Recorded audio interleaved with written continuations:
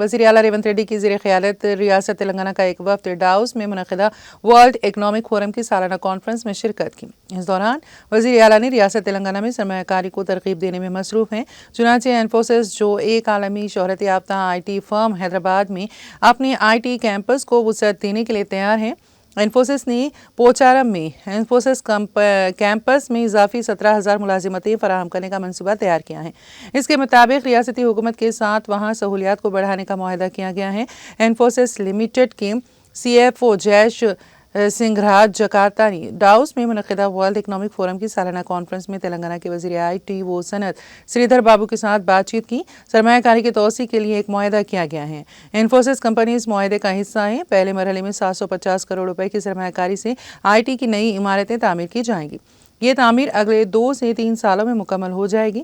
یہ نیا سینٹر ریاست میں ترقی پذیر آئی ٹی ایکو سسٹم میں نمایاں تعاون کرے گا اور ملک میں آئی ٹی کے ایک سرکردہ مقام کے طور پر تلنگانہ کی ساکھ کو مزید بڑھا دے گا۔